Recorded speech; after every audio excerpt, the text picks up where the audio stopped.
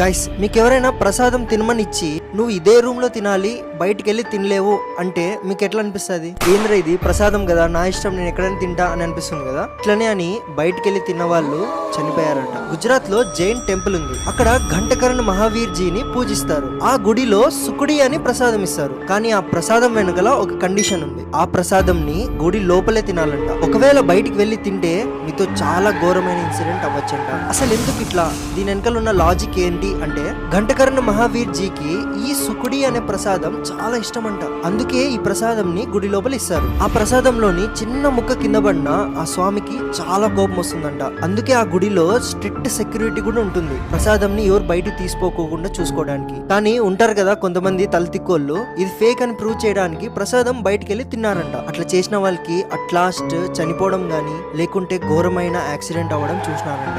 అందుకే కొన్ని చోట్ల మన బ్రెయిన్ పక్కన పెట్టి